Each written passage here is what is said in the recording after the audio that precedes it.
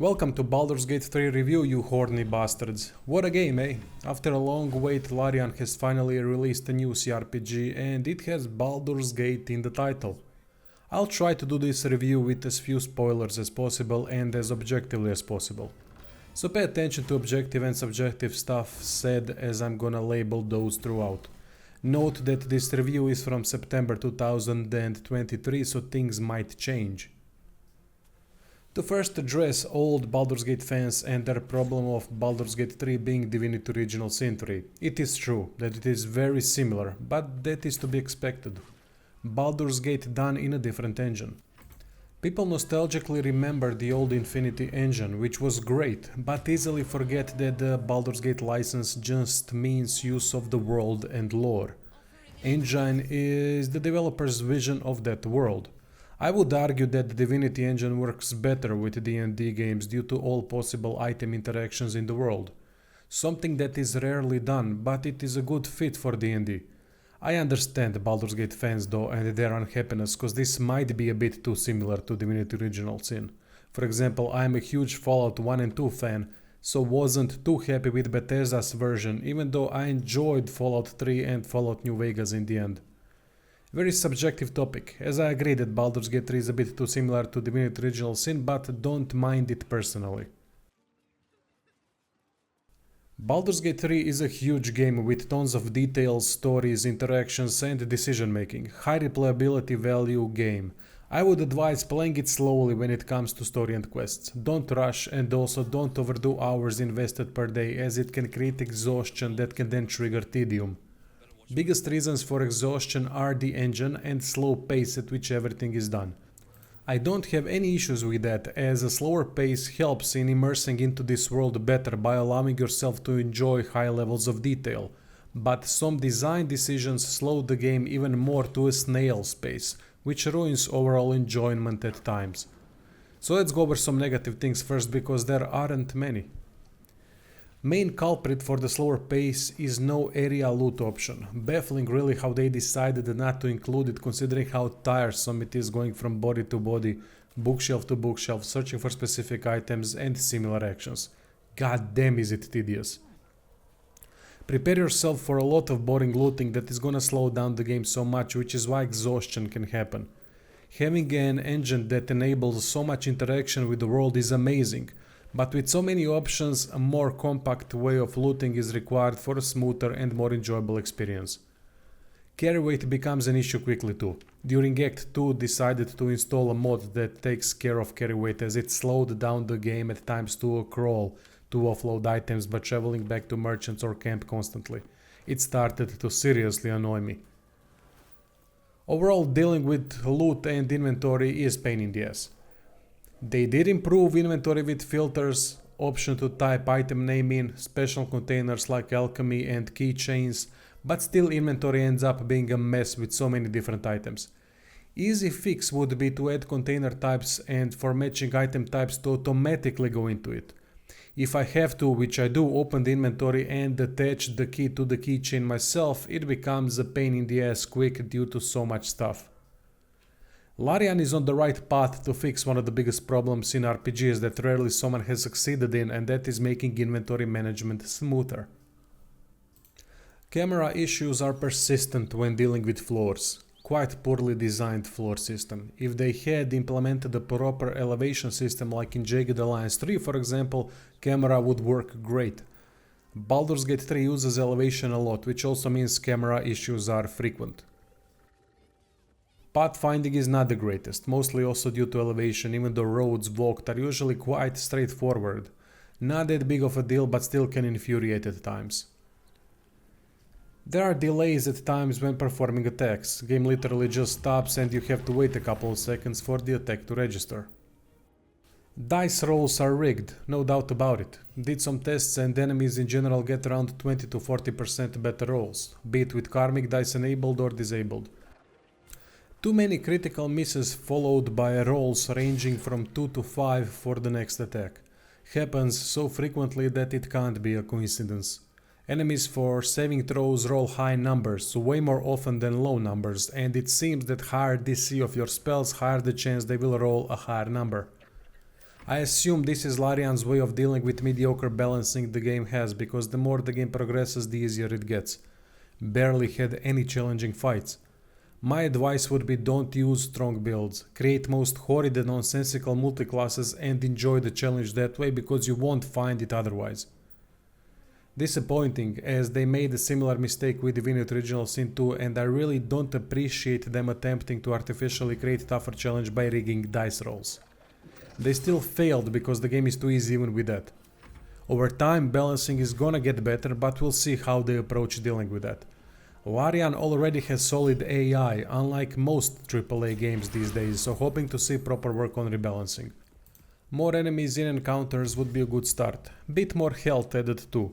I think that could solve it. As things stand, game is rarely going to push you to prepare for encounters and to fight for your life. Talking about tactician difficulty here. I am all for many different difficulty levels, but then they need to properly differentiate one from the other and to a greater degree. D&D character progression system was always something to play around with, but the game should have a difficulty option to push you into forcing more efficient builds and party compositions.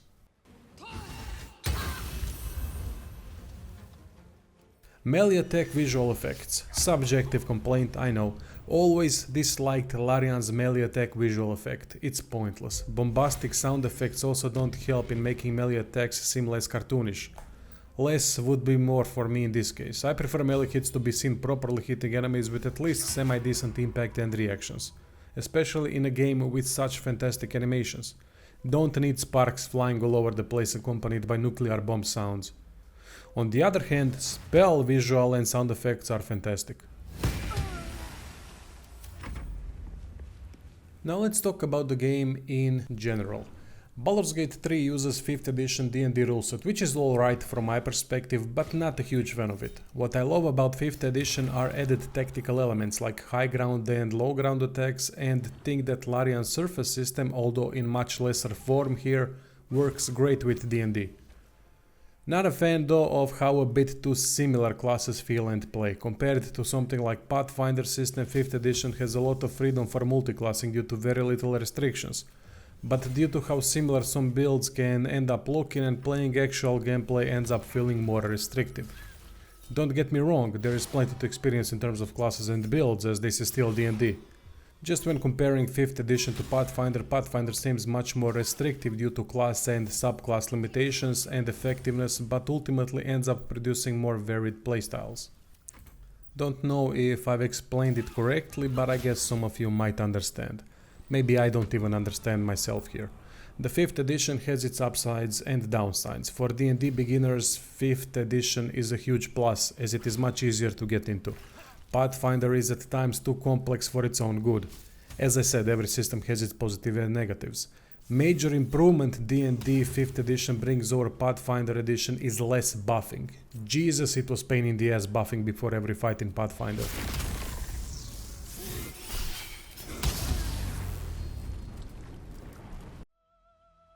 When it comes to races, a lot of fantasy games miss out on a huge potential, same like Baldur's Gate 3. I think there are enough races to satisfy most players, but having few unique ones and then couple half this, half that in a fantasy world is a bit subpar considering all the potential options. Goblins, basic orcs, trolls, ogres, vampires, werewolves, elementals, so many interesting options to include, but we end up with half orc, half elf and such. Kinda underwhelming.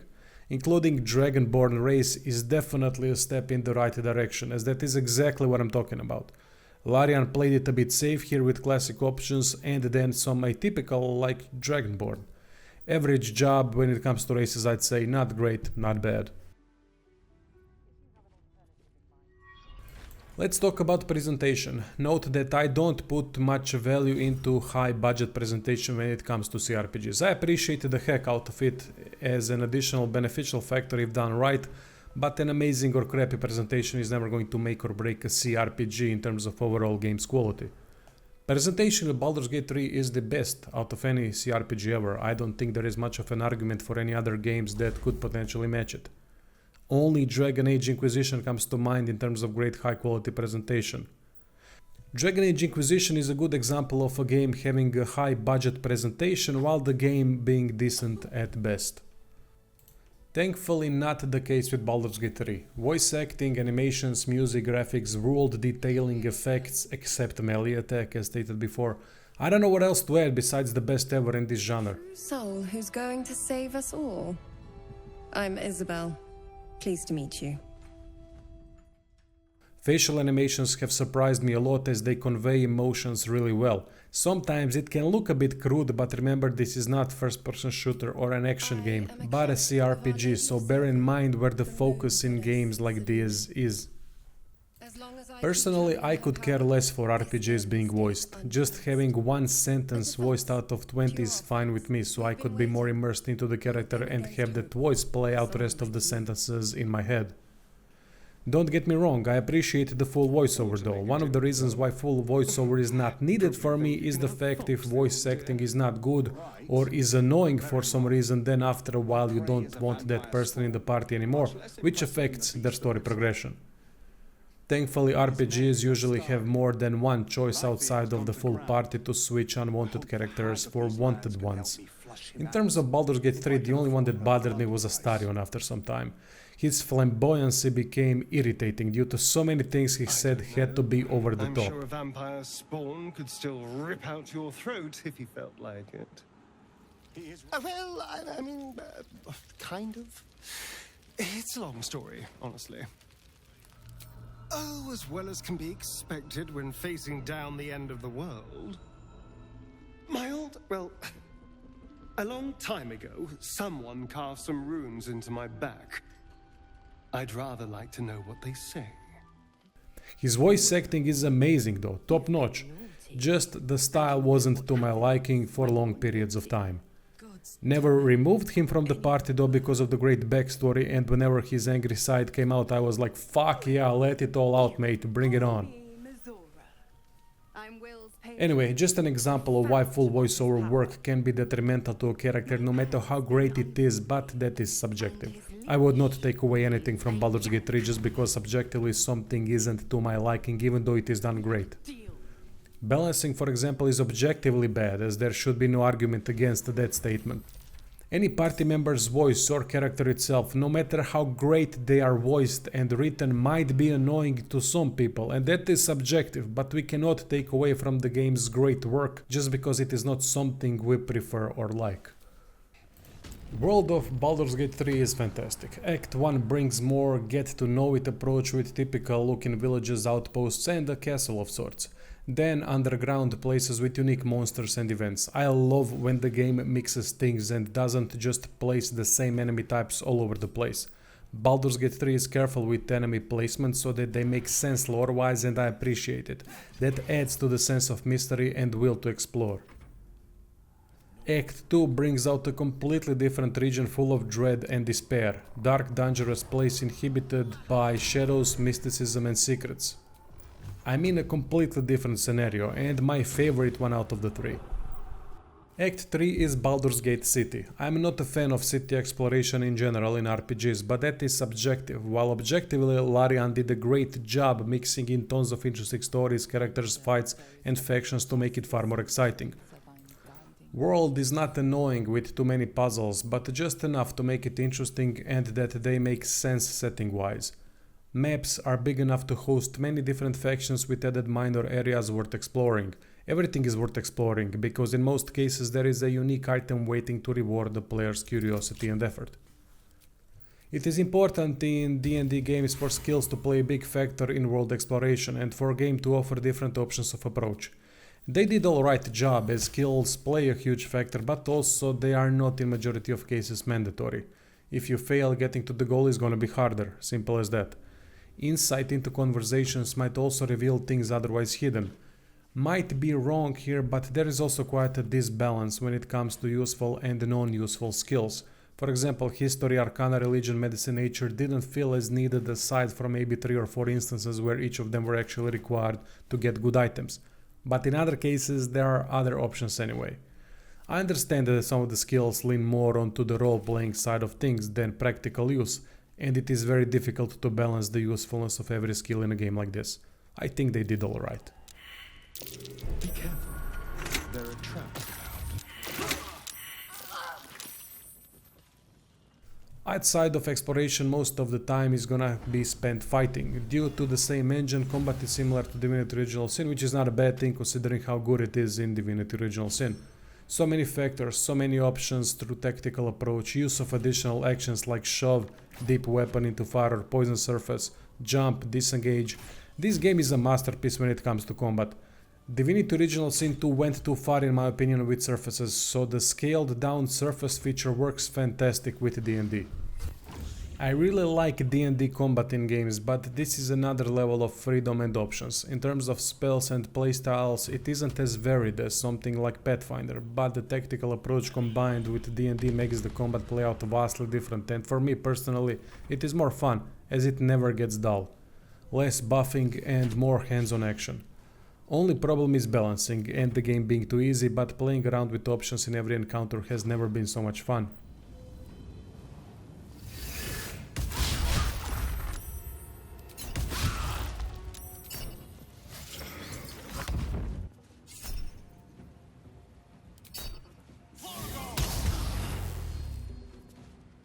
Using telekinesis, for example, cannot become boring. I would be surprised if someone says they consider telekinesis spell boring. Throwing enemies into instant death or telekinetically moving them to your melee fighter that gets advantage attack rolls while attacking prone enemies is next level tactical fun.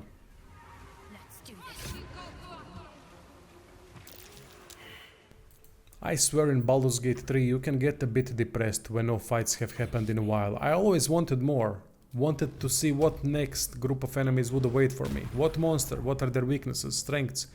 Enemies are really varied, so it is interesting how each is going to attack during combat. Larian did alright job when it comes to strengths and weaknesses, as I do think they could have done more when it comes to damage type resistance variations, but what saves it is halved damage resistance. It would be quite shallow and not nearly as fun if there was no halved damage resistance. Not gonna waste too much time with character progression, meaning leveling, as it is D&D's of 5th edition rules that applies. Fun to create builds, but less options than something like Pathfinder as stated earlier. I like it, but don't love it. 5th edition is great for combat gameplay in games due to tactical elements, but it is a step down personally for character progression. People getting into Baldur's Gate 3 are gonna be way more happy to know that 5th edition is much simpler even when it comes to multiclassing. You'll understand it quick enough.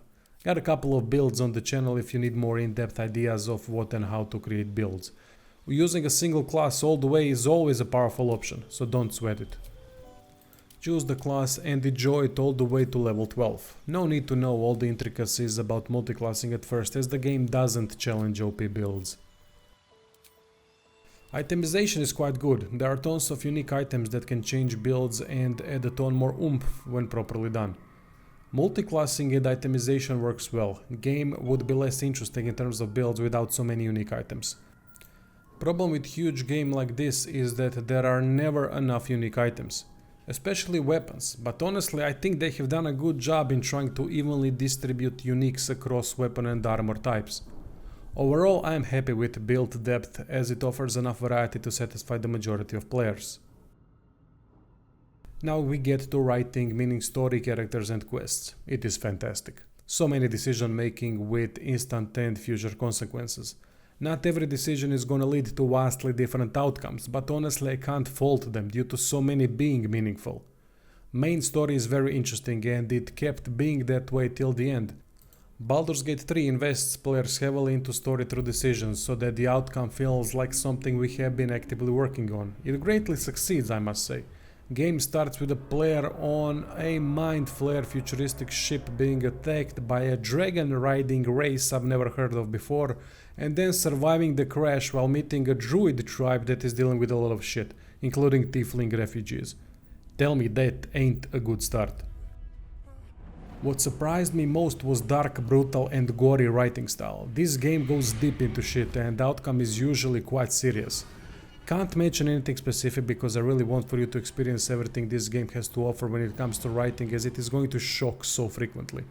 People, it is brutal, and I love it. Here is just one tiny example that is not really connected to the main story and where I'm omitting purposefully some info. A side thing. Reaching a specific building starts dialogue with a person playing with body parts on the table, mad scientist with his zealous beliefs.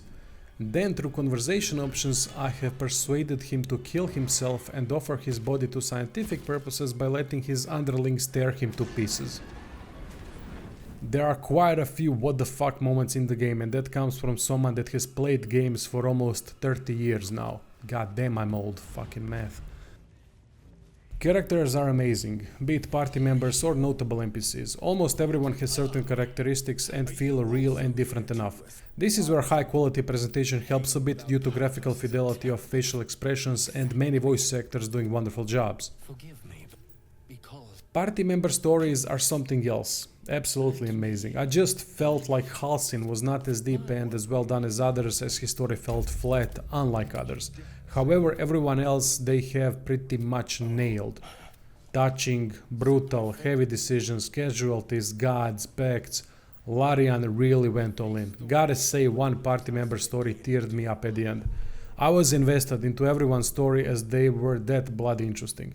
Easy to be invested as we get to have a lot of influence on party members as to which path to follow.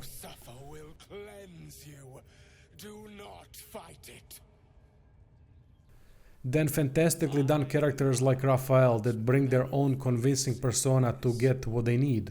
He's so freaking well done that he fooled me with that silver tongue way of talking. As I said, almost everyone has a convincing persona due to heavy character detailing. Gotta appreciate that. Journey is just beginning. What would suit the occasion? Side quests are all unique and usually have satisfying endings with at least decent backstories. They are also closely connected to what is going on in the region at the moment and can go through all acts. I like that a lot. Side quests feel meaningful enough to keep me invested and not just doing it to get the XP. What I don't like about writing is focus on sexuality. I just don't like that in games in general. A lot of conversations, not just with party members, have that sexual tension, so it became annoying to me after a while. Seems like important characters have gotta have romancing backstories too.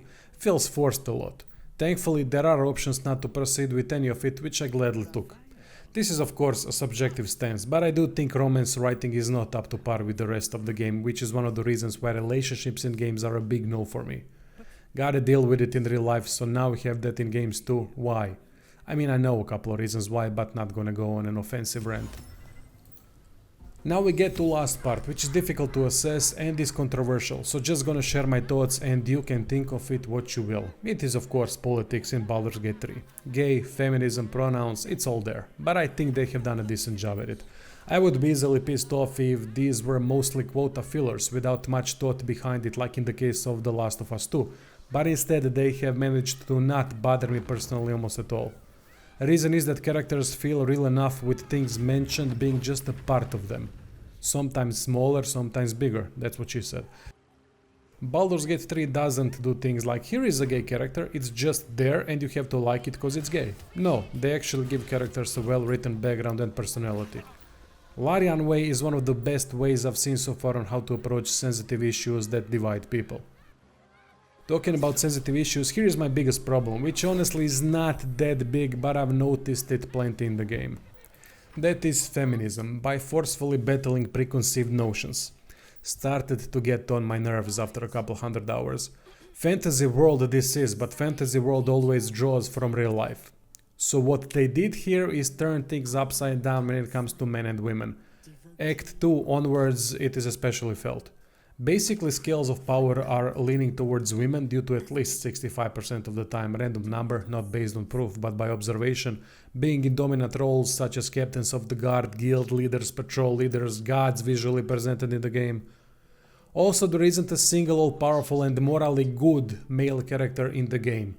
Only a couple of them I can remember off the top of my head, and all of them are under a female domination, be it by gods or rulers. Or incapable enough so that a female takes their place. Kaga for Halcyon and Counselor Floric takes charge after Duke gets screwed, just to name a few. There are however all-powerful and evil male characters, few of them. Also, if you really want to nitpick, there is a thing about frontline roles being carried by Lae'zel and Karlach as warrior and barbarian, while males are predominantly mages. I get it, it's a fantasy world, so anyone can do what they want. As I said, it's not that bad, to be honest. Never really made me uncomfortable, pissed off or anything like that, which would affect quality time spent with the game, but just annoyed a bit occasionally. I still think if you want to introduce politics by intentionally doing things like this, then Larian has done a decent job, as it never really bothered me. Just annoyed occasionally. Now for the final verdict. Baldur's Gate 3 is an amazing game with fantastic writing, great combat, good character progression, good itemization, fantastic world, blah blah blah blah. Needs a lot more balancing, area loot option and a bit better inventory management and camera fixes, and it is going to be a 10. As things stand, it is a 9 for me. Hope you enjoyed the review and thanks for watching, you excited bastards.